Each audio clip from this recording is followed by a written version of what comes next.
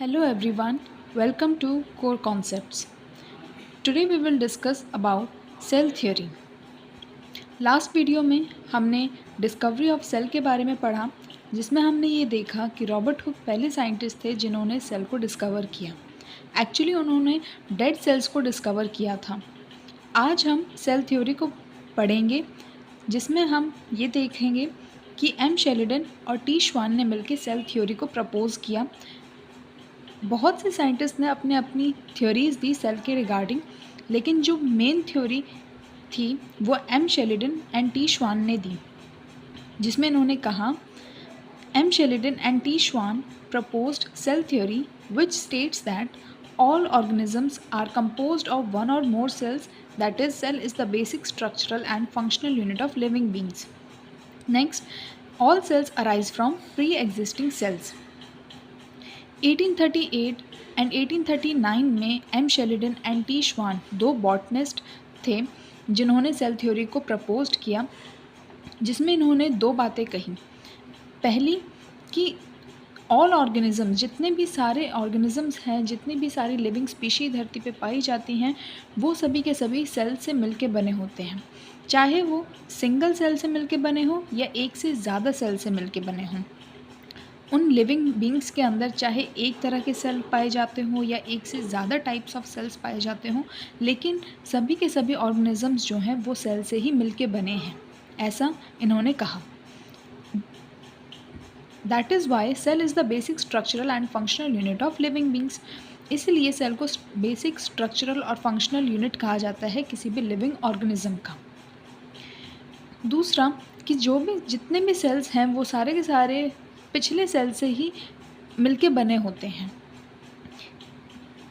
यानी हमने पिछली वीडियो में देखा था कि सेल का डिवीज़न किस तरीके से होता है कि एक जो सेल होता है वो इस तरीके से स्प्लिट होता है। इसके अंदर न्यूक्लियस होता है, वो भी अलग अलग हो जाता है, और दो सेल्स फॉर्म होते हैं जिनका अपना अपना न्यूक्लियस होता है, अपना स्ट्रक्चर होता है, और ये दोनों ही सेल्स सेम फंक्शन परफॉर्म करते हैं।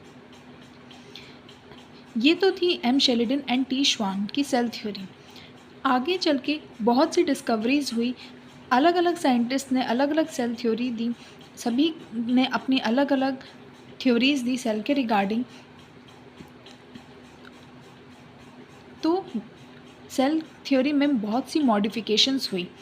जो मॉडिफिकेशन सेल थ्योरी में की गई, उसके बाद उस थ्योरी का नाम हमने सेल थ्योरी से सेल प्रिंसिपल रखा, या उसे मॉडर्न सेल थ्योरी का नाम दिया। अब ये जो मॉडर्न सेल थ्योरी थी, इसमें इन्होंने कुछ पोस्टुलेट्स दिए, कुछ बातें कही जो सेल थ्योरी के रिगार्डिंग थी। वो ये थी कि all organisms are composed of cells और सेल प्रोडक्ट्स, कि जितने भी सारे लिविंग ऑर्गेनिजम्स हैं, जितनी भी सारी स्पीशी हैं, लिविंग स्पीशी हैं, वो सभी की सभी सेल से मिलके बनी होती हैं या फिर सेल के प्रोडक्ट से मिलके बनी होती हैं। सेल प्रोडक्ट, केमिस्ट्री में हम दो चीज़ पढ़ते हैं, रिएक्टेंट एंड प्रोडक्ट्स। प्रोडक्ट जो हैं वो रिएक्टेंट्स के मिक्स होने के बाद बनता है एक प्रोडक्ट। तो जो एक सेल है उसका जब डिवीज़न हुआ, उसके बाद ये जो दो सेल फॉर्म हुए, इन्हीं को ही हमने कहा सेल प्रोडक्ट्स।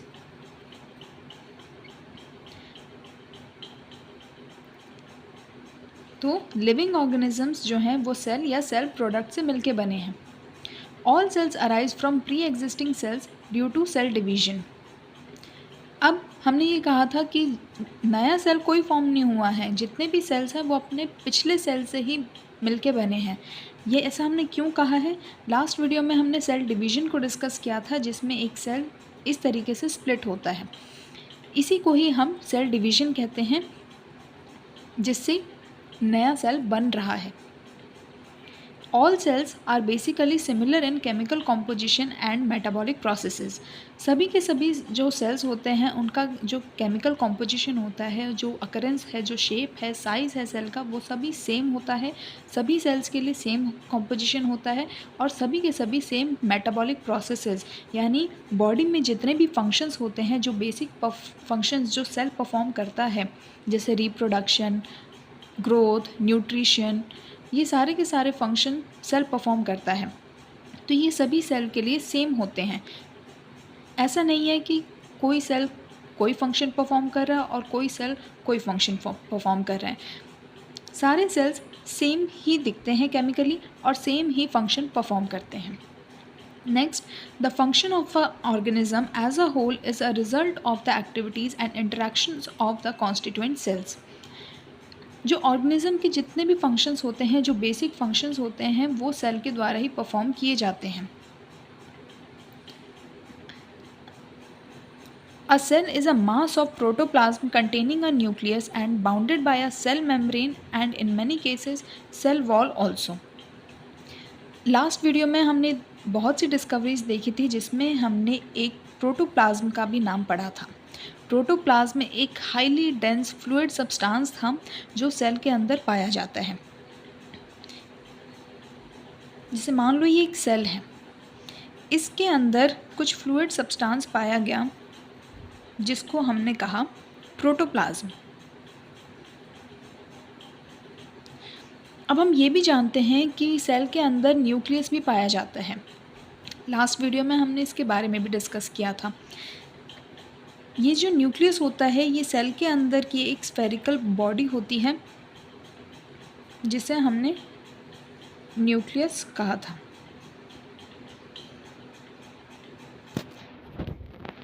आगे वाली वीडियोस में हम देखेंगे कि सेल के पार्ट्स कितने होते हैं, सेल के अंदर और क्या क्या चीज़ें पाई जाती हैं। सेल बेसिक यूनिट ही है लेकिन सेल के अंदर बहुत से पार्ट्स पाए जाते हैं जिनमें से एक है सेल मेम्ब्रेन और एक है सेल वॉल।